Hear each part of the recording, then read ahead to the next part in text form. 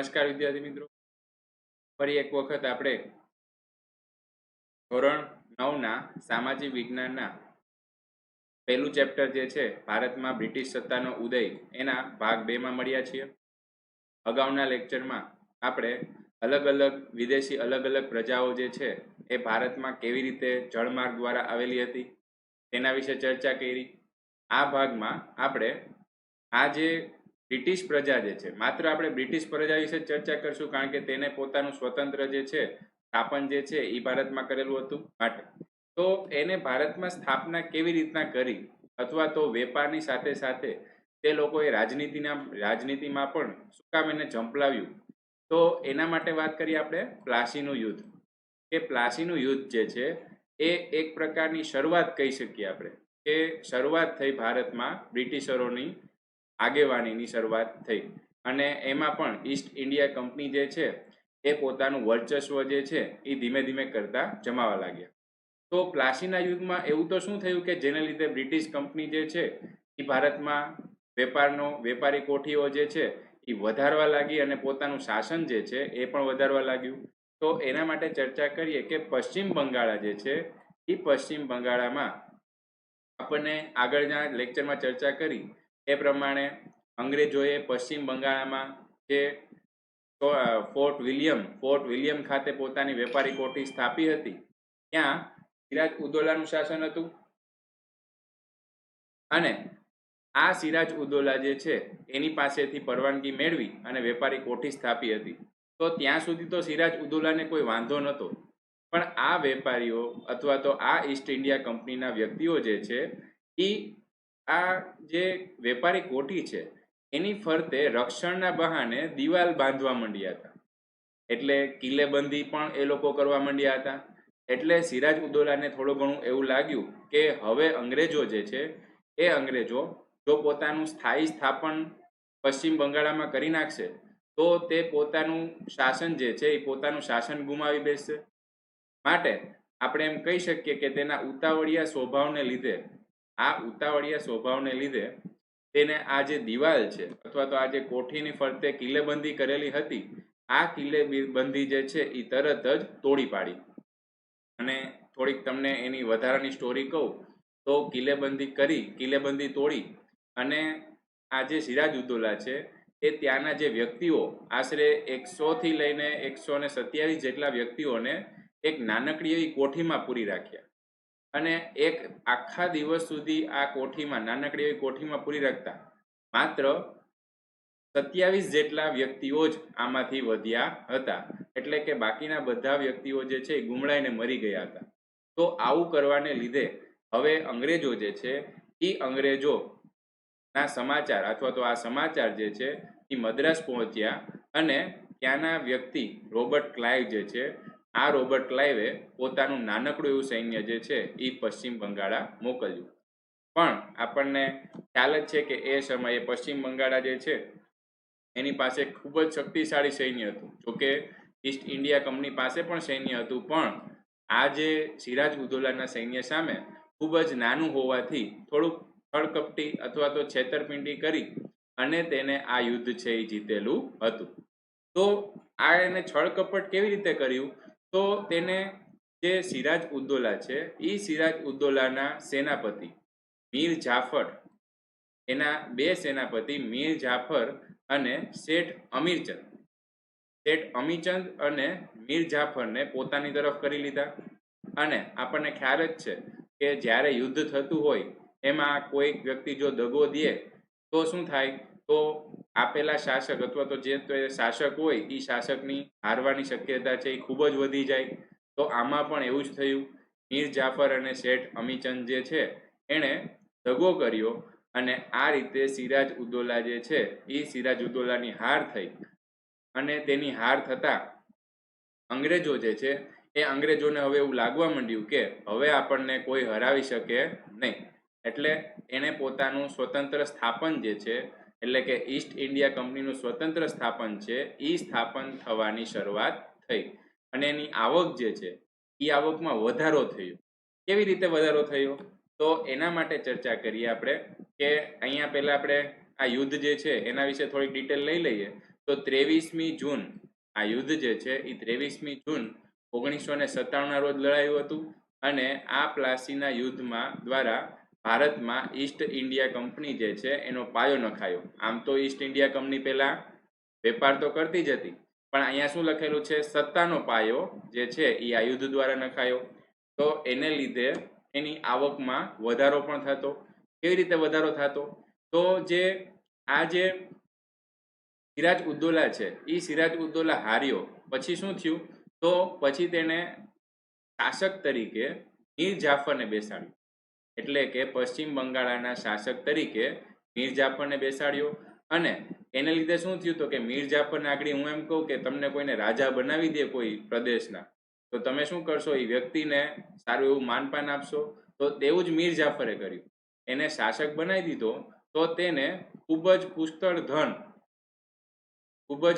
જે છે એ પુષ્કળ ધન જે છે એ એને અંગ્રેજોને આપેલું હતું. એ રીતે એની આવકમાં વધારો થયો. એટલે અંગ્રેજો ઈસ્ટ ઇન્ડિયા કંપનીને તો વેપાર જ કરવો હતો, એની આવકમાં તો વધારો જ થતો હતો. આપણે એવું વિચારીએ કે તો અંગ્રેજો છે એ પોતે જ રાજ કેમ ન કરવા માંડ્યા? તો એનું કારણ એમ પણ આપણે આપી શકીએ કે અંગ્રેજો જો પોતે જ રાજ કરવા માંડત તો આજુબાજુના પ્રદેશના લોકો જે છે, અથવા તો આજુબાજુનો કોઈ પ્રદેશ છે, ઉત્તર પ્રદેશ છે કે દક્ષિણ ભારતનો પ્રદેશ છે, એના રાજાઓ જે છે એ એના ઉપર અંગ્રેજો ઉપર આક્રમણ કરી નાખત. અને જો અંગ્રેજો હારી જાત તો એને પોતાનો ધંધો અથવા તો આપણે થેલા ને બધું કહી એ લઈને એને પાછું ઇંગ્લેન્ડ ભાગી જવું પડત. પણ એને શું કર્યું, તો કે એને થોડીક બુદ્ધિ વાપરી. શાસક તરીકે એને ભારતનો જ કોઈ વ્યક્તિને શાસક બનાવ્યો, પણ એની પાસેથી કેટલા બધા રૂપિયા જે છે એ પડાવી લીધા. ત્યારબાદ ઈસ્ટ ઇન્ડિયા કંપની જે છે એ થોડીક રમત રમતી હતી, એને થોડાક વધારે આવક જોતી હતી.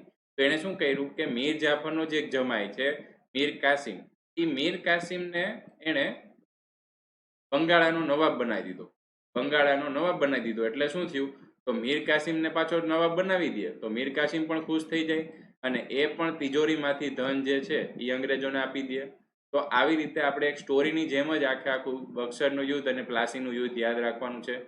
ત્યારબાદ વાત કરીએ, પણ મીર કાસિમ જે છે એ મીર કાસિમ ખૂબ જ મહત્વકાંક્ષી હતો. એને જે અંગ્રેજોની ચાલ જે છે એ ખબર પડી ગઈ હતી કે અંગ્રેજો જે છે એ ગમે એમ કરી અને પોતે વધારે ને વધારે રૂપિયા પડાવવા માંગે છે. એ ચાલ મીર કાસિમને ખબર પડી ગઈ હતી. એટલે આમ તો આમાં લખેલું નથી, પણ એને પોતાની જે રાજધાની છે એ રાજધાની ખસેડી, કલકત્તામાંથી ખસેડી અને બાંગ્લાદેશના ઢાકા જે છે ત્યાં પોતાની રાજધાની ખસેડી દીધી.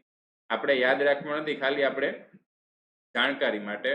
તો આ મીર કાસિમ જે છે એ મીર કાસિમે પોતાની રાજધાની ખસેડી દેતા તેને પણ શાસકમાંથી કાઢી અને ફરી પાછો કોને રાખ્યો, એ લોકોએ મીર જાફરને શાસક તરીકે રાખી દીધું. પણ હવે આ મીર કાસિમ જે છે એ મીર કાસિમને આ વસ્તુ એને ગળે ન પડી, એટલે કે આ વસ્તુ જે છે એને મગજમાં ન બેઠી. માટે એને શું કર્યું, તો કે અવધનો જે નવાબ હતો એની મદદ માંગવા ગયા. અને અવધનો નવાબ જે હતો એની શરણે બીજો એક વ્યક્તિ શાહ આલમ ક્યાંનો છે, તો મુગલ જે શાસક છે, મુગલ શાસક મેં તમને અગાઉ કીધેલું છે. અગાઉ જો કે આપણે 8મા ધોરણમાં ક્યાંય આવેલું હોય તો એમાં આવેલું છે કે શાહ આલમ જે છે એ મુગલ શાસક છે. મુગલ શાસક જે છે એ ઔરંગઝેબ બાદ ખૂબ જ નબળું પડવા માંડ્યું હતું. તો શાહ આલમ જે છે એ શાહ આલમ પણ એમાંનો જ એક વ્યક્તિ છે. આનું જે શાસન જે છે એ શાસન ખૂબ જ નબળું હતું. માટે એને એવું આશા બંધાણી કે આપણે જો આ યુદ્ધ છે એ જીતી જશું. એટલે કયું યુદ્ધ, તો કે બક્સરનું યુદ્ધ જો આપણે જીતી જશું તો આપણી જોડે થોડા ઘણા રૂપિયા અને થોડું ઘણું શાસન જે છે એ આપણને મળી જશે. તો મીર કાસિમ, પછી અવધના નવાબ અને શાહ આલમ, આ ત્રણેય પોતાની સંયુક્ત સેના બનાવી. અહીંયા અવધનો નવાબ, શાહ આલમ અને મીર કાસિમે પોતાની સંયુક્ત સેના બનાવી અને આ સંયુક્ત સેનાએ ઈસ્ટ ઇન્ડિયા કંપની સાથે યુદ્ધ કર્યું. પણ કમનસીબે શું થયું, તો આ ઈસ્ટ ઇન્ડિયા કંપનીનો ફરી પાછો વિજય થયો અને એને આ વિજય થતા હવે એનું શાસન જે છે, એનો પ્રદેશ જે છે એ પ્રદેશ ધીમે ધીમે કરતા વધવા લાગ્યો. હવે એનો પ્રદેશ છે એ માત્ર પશ્ચિમ બંગાળ જ નહીં પણ પશ્ચિમ બંગાળના આખો પ્રદેશ, બિહાર અને ઓરિસ્સા, આ ત્રણેય પ્રદેશ જે છે એ ત્રણેય પ્રદેશ હવે અંગ્રેજો અથવા તો આપણે ઈસ્ટ ઇન્ડિયા કંપની જે છે એના તાબા હેઠળ આવી ગયા. પણ મેં તમને કીધું એ પ્રમાણે એ પોતે ત્યાં શાસન નહીં કરે, પોતે ત્યાં રાજા તરીકે નહીં રહે, પણ ત્યાંથી વધારે ને વધારે દીવાની સત્તા એટલે શું, તો કે ત્યાંથી વધારે ને વધારે ધન જે છે એ મેળવવાનો પ્રયત્ન કરશે. ત્યારબાદ વાત કરીએ આપણે કંપની શાસનનો વિકાસ. હવે અંગ્રેજોને અથવા તો ઈસ્ટ ઇન્ડિયા કંપનીને એવું લાગવા માંડ્યું કે હવે આપણને કોઈ હરાવી નહીં શકે, માટે એ લોકોએ એક નિયામક ધારો 1773 ઘડ્યો અને આ ધારા હેઠળ પશ્ચિમ બંગાળા જે છે એ પશ્ચિમ બંગાળાનો ગવર્નર જનરલ જે છે એને ગવર્નર જે છે પશ્ચિમ બંગાળાનો જે ગવર્નર છે એને ગવર્નર જનરલ બનાવી દીધો અને વ્યાપારી અને રાજકીય હિતોની પ્રવૃત્તિઓ જે છે એ તેના સીધા અંકુશમાં લઈ લીધી. એટલે શું, તો કે આપણે સામાન્ય રીતે કોઈ જગ્યાએ શાસન કરવું હોય તો શાસન કરવા માટે કોઈ એવો વ્યક્તિ હોવો જોઈએ, અથવા તો આપણે એમ કહીએ હાલના સમયમાં આપણે પ્રધાનમંત્રી કહીએ છીએ અથવા તો અલગ અલગ મંત્રાલયના અલગ અલગ મુખ્ય વ્યક્તિઓ કહીએ છીએ. તો એક પ્રદેશમાં, એક મોટા એવા પ્રદેશમાં શાસન કરવું હોય તો એ શાસન કરવા માટે કોઈ એક વ્યક્તિ હોવો જોઈએ. તો એના માટે જે કંપની છે એ કંપનીએ એક ગવર્નર જનરલ બનાવ્યું. ગવર્નર જનરલ એટલે તેની પાસે ખૂબ જ વધારે એવી સત્તા હોય અને આ જે ગવર્નર જનરલ છે એવો સૌપ્રથમ ગવર્નર જનરલ આપણને ખ્યાલ જ છે કોણ છે, તો વોરન હેસ્ટિંગ્સ જે છે એ સૌપ્રથમ પશ્ચિમ બંગાળનો ગવર્નર જનરલ છે. તેને મુંબઈ અને મદ્રાસના ગવર્નર અને તેની કાઉન્સિલને મૂકવામાં આવ્યા. એટલે કે મુંબઈ અને મદ્રાસમાં પણ ગવર્નર હતા, પણ સર્વોચ્ચ જે કહેવાય એ સર્વોચ્ચ ગવર્નર એ ગવર્નર જનરલનું પદ હતું, જે હતો વોરન હેસ્ટિંગ્સ. તો અહીંયા આપણે કીધું એ પ્રમાણે કે વોરન હેસ્ટિંગ્સ જે છે એ ભારતનો પ્રથમ ગવર્નર જનરલ બન્યો. ફરી એક વખત કહું તો કંપનીનું શાસન જે છે એનો વિકાસ કેવી રીતના થયો, તો 1773 જે છે એમાં એક નિયામક ધારો ઘડ્યો. નિયામક ધારા માટે યાદ રાખવાનું 1773. આ નિયામક ધારામાં શું કર્યું, તો કે ગવર્નરનું પદ હતું એની જગ્યાએ એક જ ગવર્નર જનરલનું પદ આપી દીધું અને જે મુંબઈનું શાસન છે, મુંબઈનું શાસન અને મદ્રાસનું શાસન જે છે એ પશ્ચિમ બંગાળના શાસન હેઠળ લાવવામાં આવ્યું. બસ આપણે આટલું યાદ રાખવાનું છે. અને પ્રથમ ગવર્નર જનરલ કે તો એ આવશે વોરન હેસ્ટિંગ્સ. હવે વોરન હેસ્ટિંગ્સ જે છે એના સમયગાળા દરમિયાન પણ અમુક મહત્વની ઘટનાઓ બની હતી. જેમાં આપણે વાત કરીએ તો પ્રથમ મરાઠા વિગ્રહ. આપણે મરાઠા એટલે કે મહારાષ્ટ્રનો જે વિસ્તાર જે છે, મહારાષ્ટ્ર, ગોવા, કર્ણાટકનો જે વિસ્તાર જે છે એમાં મરાઠાઓ જે છે એ મરાઠાઓ પણ ધીમે ધીમે કરતા આગળ વધતા હતા. તો આ જે પ્રથમ મરાઠા વિગ્રહ જે છે એટલે કે કંપની અને મરાઠા વચ્ચેનો વિગ્રહ જે છે એ વોરન હેસ્ટિંગ્સના સમયગાળા દરમિયાન થયો હતો. અને અહીંયા વાત કરીએ કે મૈસૂર વિગ્રહ, મૈસૂર માટે આપણે ટીપુ સુલતાનનું નામ યાદ રાખવાનું છે. અને આ ટીપુ સુલતાનના પિતા હૈદર અલી જે છે એ હૈદર અલી સાથે વોરન હેસ્ટિંગ્સ જે છે એનો યુદ્ધ થયેલું હતું. હૈદર અલી, આપણે એટલું યાદ રાખવાનું છે કે ટોટલ 4 મૈસૂર વિગ્રહ થયા હતા. 4 મૈસૂર વિગ્રહમાં પહેલો મૈસૂર વિગ્રહ અને બીજો મૈસૂર વિગ્રહ જે છે એમાં શાસક હતો હૈદર અલી અને ત્રીજો અને ચોથો મૈસૂર વિગ્રહ જે છે એમાં શાસક હતો ટીપુ સુલતાન. તો આ જે મૈસૂરના હૈદર અલી સાથે દ્વિતીય મૈસૂર યુદ્ધ જે છે એ વોરન હેસ્ટિંગ્સના સમયગાળા દરમિયાન થયું હતું. આવી બધી સત્તાઓ જે છે, કારણ કે હવે અંગ્રેજો જે છે એના વિરોધીઓ પણ વધતા ગયા હતા. તો આ મરાઠા છે, મૈસૂર છે, એનો વિરોધને લીધે આની જે ઈસ્ટ ઇન્ડિયા કંપની જે છે એની મુશ્કેલી વધી હતી. પણ આ સમય પછી જે લોર્ડ કોર્નવોલિસ આવેલા હતા, એ કોર્નવોલિસે ખૂબ જ સફળતાપૂર્વક શાસન જે છે એ શાસન કર્યું હતું. તો ત્યારબાદ વાત કરીએ આપણે કોર્નવોલિસ. તો કોર્નવોલિસના સમયમાં મૈસૂરનો વાઘ, આપણે કીધું એ પ્રમાણે કે મૈસૂર જે છે એમાં 2 શાસક યાદ રાખવાના છે આપણે. હૈદર અલી જે છે એ પ્રથમ અને દ્વિતીય મૈસૂર વિગ્રહ, ત્યારબાદ ટીપુ સુલતાન જે છે એ ગાદી ઉપર આવ્યો ત્રીજા મૈસૂર વિગ્રહ દરમિયાન. ટીપુ સુલતાન અને કોર્નવોલિસ વચ્ચે ઝઘડો થયો હતો, એટલે કે એ બે વચ્ચે યુદ્ધ થયું હતું. અને ત્યારબાદ આ જે યુદ્ધ દરમિયાન એટલે કે ચોથા મૈસૂર વિગ્રહ દરમિયાન ટીપુ સુલતાનને હરાવી અને આ જે મૈસૂર જે છે એ મૈસૂર અંગ્રેજોએ પોતાના તાબા હેઠળ લીધેલું હતું. ત્યારબાદ વાત કરીએ, આ ટીપુ સુલતાનને હરાવવા માટે તેને કંપનીએ મરાઠા અને નિઝામની પણ મદદ લીધી હતી. અને ત્રણેયની સંયુક્ત સેના એટલે કે અંગ્રેજો, મરાઠા અને નિઝામ ત્રણેયની સંયુક્ત સેનાની મદદથી તેને ટીપુ સુલતાનને હાર આપી હતી. એટલે ટીપુ સુલતાનનું મૃત્યુ જે છે એ ચોથા મૈસૂર વિગ્રહ દરમિયાન થયું હતું. આ વાત કરીએ આપણે કોર્નવોલિસ. પહેલા આપણે વાત કરી વોરન હેસ્ટિંગ્સ, ત્યારબાદ વાત કરીએ આપણે લોર્ડ કોર્નવોલિસ, ત્યારબાદ વાત કરીએ એક મહત્વકાંક્ષી શાસક સર જ્હોન શોર. આ શાસક જે છે એને થોડુંક ભારતને ફાયદો પહોંચે એવી તટસ્થતાની નીતિ અપનાવી હતી. એટલે એને વધારે પડતી માથાકૂટ નથી કરવી. એને ખાલી એવું કીધું કે કંપની જે છે એ કંપની વેપાર વધારે ને વધારે વેપાર કરે તો સારામાં સારું. એટલે આ જે સર જ્હોન શોર જે છે એને પોતે વેપારી નીતિના કારણે એને તટસ્થતાની નીતિ અપનાવી હતી વેપારમાં. અને આ જ કારણે હવે કોઈ શાસક છે એ નબળો હોય તો બીજા જે એના તાબા હેઠળના વ્યક્તિઓ જે છે એ થોડાક મહાન થઈ જાય. એટલે શું થાય, આની તટસ્થતાની નીતિને કારણે મરાઠાઓ જે છે એ મરાઠાઓ પોતાનું શાસન જે છે એ શાસન જમાવવા માટે થોડાક વધારે શક્તિશાળી બન્યા. એટલે મરાઠાઓ જે છે એ પોતાનો વિદ્રોહ ધીમે ધીમે કરવા લાગ્યા. આપણને ખ્યાલ જ છે, મરાઠાઓનું નામ આવે એટલે આપણા મગજમાં એક જ નામ આવે, શિવાજી. મહારાજા શિવાજી જે છે એને પોતાના શાસનકાળમાં ઘણા બધા અંગ્રેજો જે છે એનો વિરોધ કર્યો હતો. અને મુસ્લિમ શાસકો, મુગલ શાસકો જે છે એનો પણ વિરોધ કર્યો હતો. પણ આ જે શિવાજી જે છે, આ મહારાજા શિવાજી જે છે એના જે શાસનકાળ પછી આવેલા બીજા અલગ અલગ વ્યક્તિઓ જે છે એને પણ ખૂબ જ વધારે એવી ખુમારીઓ દાખવી હતી. ત્યારબાદ વાત કરીએ આપણે સર જ્હોન શોર, એના પછી આવેલ governor general lord Wellesley. Lord Wellesley જે છે એને કંપનીના ભારતમાં સર્વોપરી બનાવવા માટેની જવાબદારી લીધી. એટલે સર જ્હોન શોર હતું ત્યારે આપણે કહીએ કે કંપનીનું શાસન થોડુંક નબળું પડ્યું હતું.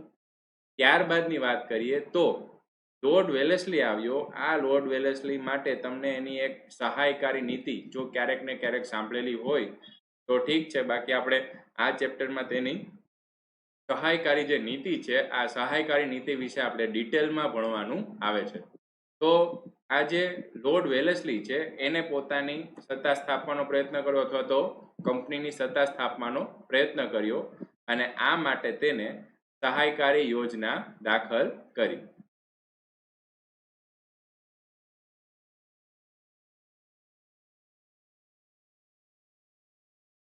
જો આ સહાયકારી યોજના જે છે એ સહાયકારી યોજના વિશે આપણે ચર્ચા કરીએ તો કંપની જે છે એ કંપની સરકાર જે છે એ તાલીમ પામેલ સૈન્ય યોજના સ્વીકારવામાં રાજ્યને આપશે. એટલે આની તમને જો થોડી ઘણી જાણકારી આપું તો જે તે રાજ્ય હોય એ રાજ્યમાં ધારો કે કોઈનું શાસન હોય તો એને પોતાની સેના જે છે એ સેનામાં અંગ્રેજ સૈનિકો રાખવાના.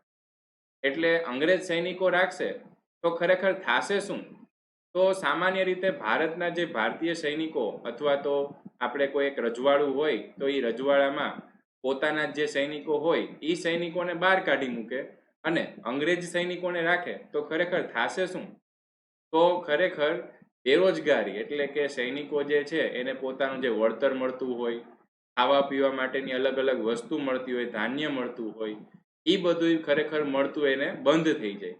અને સૈનિક જે છે એ સૈનિકે પોતાનું કાર્ય જે છે એ પોતે જે તે રાજ્યનું રક્ષણ કરવાનું હોય.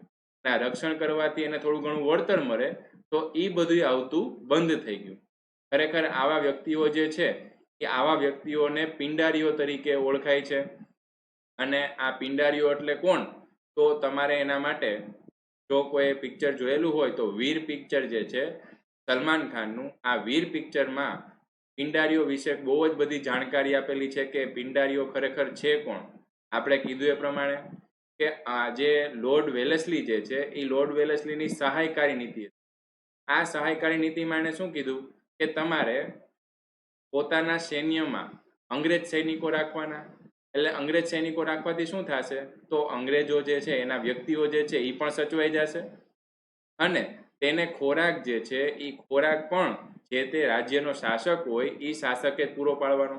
એટલે અહીં કીધું છે કે લશ્કરી ખર્ચ જે છે એ આ લશ્કરી ખર્ચ પણ કોને આપવાનો છે, તો કે જે તે રાજા હોય કે જેને સહાયકારી નીતિ જે છે એ સ્વીકારેલી હોય એ રાજાએ આ લશ્કરી ખર્ચ આપવાનો. ત્યારબાદ કંપની જે છે એ આપણે અત્યારે સહાયકારી નીતિની જ વાત કરીએ છીએ, એમાં કંપનીની પરવાનગી વગર બીજા કોઈ અન્ય રાજ્ય જે છે એ અન્ય રાજ્ય સાથે યુદ્ધ કરી શકશે નહીં. એટલે શું, તો કે આગળ હું એમ કહું કે હું પોતે રાજા છું અને મારી પાસે તો બધું અંગ્રેજોનું જ લશ્કર છે, તો અંગ્રેજોનું લશ્કરને હું જો ખર્ચ બધો આપતો હોય તો હું તો એમ જ કહું કે હાલો આપણે બધી જગ્યાએ યુદ્ધ કરી અને જીતવા નીકળી જઈએ. તો એમ તો કોઈ દિવસ ચાલે જ નહીં. એટલે તો શું, તો કે કંપનીની પરવાનગી વગર કોઈ જગ્યાએ યુદ્ધ કરવા નહીં. એટલે તમે આમ જુઓ તો સહાયકારી નીતિ જે છે એ સહાયકારી નીતિ એને મીઠા ઝેર સમાન કીધેલી છે. તો એનું કારણ જે છે એ આ જ બધું છે. ત્યારબાદ વાત કરીએ કે રાજ્યના દરબારમાં એક અંગ્રેજી પ્રતિનિધિ રાખવો. એટલે શું, તો કે અંગ્રેજી પ્રતિનિધિ રાખ્યો હોય તો રાજ્યમાં કોઈક ને કોઈક પ્રવૃત્તિ ચાલતી હોય કે જે અંગ્રેજો વિરુદ્ધ હોઈ શકે, તો આ પણ ખ્યાલ જે છે એ કંપની સરકારને ખ્યાલ આવી જાય. પછી તો કે અન્ય વિદેશી અને પોતાના રાજ્યમાં નોકરીએ રાખવો નહીં. અન્ય વિદેશીઓને પોતાના રાજ્યમાં નોકરીમાં રાખવો નહીં. એટલે શું, તો આપણે અગાઉ ચર્ચા કરી એ પ્રમાણે ખાલી અંગ્રેજો છે એ જ ભારતમાં નહોતા આવ્યા, સાથે સાથે ફ્રેન્ચો છે, પોર્ટુગીઝો જે છે એ પણ ભારતમાં હતા. તો આવા જે વિદેશી લોકો જે છે એવા વિદેશીઓને પોતાના રાજ્યમાં નોકરીમાં રાખવા નહીં, કે એની સાથે કાંઈ વેપાર પણ કરવો નહીં.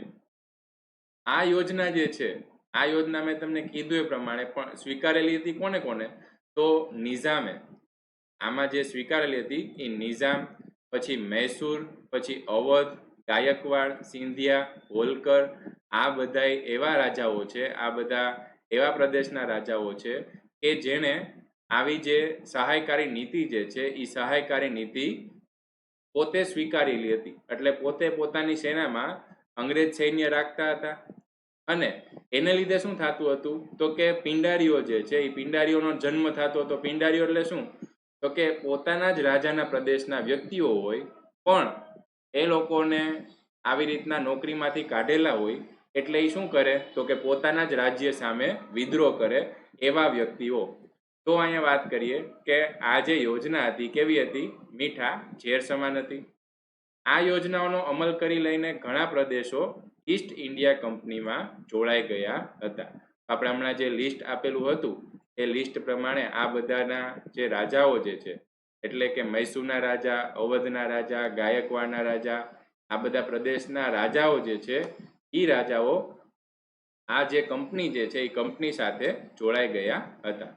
અહીંયા ટીપુ સુલતાનને સહાયકારી યોજના જે છે એ સ્વીકારવાનું પણ કહ્યું હતું, પણ એને આ યોજના સ્વીકારવાની ના પાડી માટે આની સાથે ટીપુ સુલતાન જે છે એની સાથે યુદ્ધ કરી અને છેલ્લે મેં તમને કીધું એ પ્રમાણે ચોથો મૈસૂર વિગ્રહ જે છે એ ચોથો મૈસૂર વિગ્રહ 1799માં થયો હતો. આ ચોથા મૈસૂર વિગ્રહ દરમિયાન ટીપુ સુલતાન જે છે એ ટીપુ સુલતાન મૃત્યુ પામ્યો હતો. તો અહીંયા આપણે વાત કરીએ કે છેલ્લે ટીપુ સુલતાન જે છે એ ટીપુ સુલતાન આ સમયગાળા દરમિયાન મૃત્યુ પામ્યો હતો ચોથા મૈસૂર વિગ્રહ દરમિયાન. ત્યારબાદ વાત કરીએ આપણે વેલેસ્લી બાદ ભારતના ગવર્નર જનરલ તરીકે હેસ્ટિંગ્સ આવ્યો. તો અહીંયા આપણે વોરન હેસ્ટિંગ્સ યાદ રાખવાનું નથી. આ જે હેસ્ટિંગ્સ છે એ લોર્ડ હેસ્ટિંગ્સ છે, તો આપણે લોર્ડ હેસ્ટિંગ્સ તરીકે યાદ રાખવાનું છે.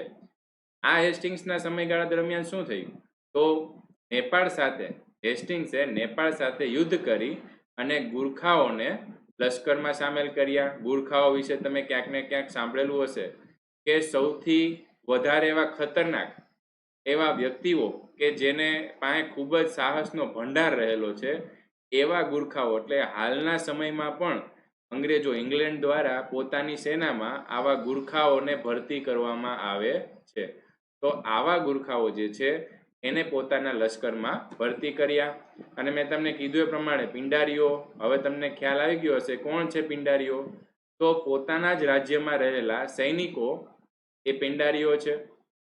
તો મેં તમને કીધું એ પ્રમાણે કે સહાયકારી નીતિ જેમ જેમ બધા અપનાવવા માંડ્યા એમ પિંડારીઓ જે છે એ પિંડારીઓની સંખ્યા પણ વધતી ગઈ. તો લોર્ડ હેસ્ટિંગ્સના સમયમાં આવા પિંડારીઓ સાથે યુદ્ધ કરી અને તેને અંકુશમાં લીધા.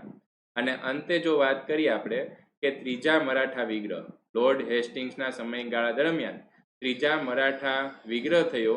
અને આ મરાઠા વિગ્રહમાં ફરી પાછો અંગ્રેજો એટલે કે કંપની શાસનનો વિજય થયો અને હેસ્ટિંગ્સ જે છે એના તાબા હેઠળ એટલે કે એની આગેવાની હેઠળ કંપનીનો વિજય થયો અને કંપનીની સર્વોપરિતા સ્થપાઈ.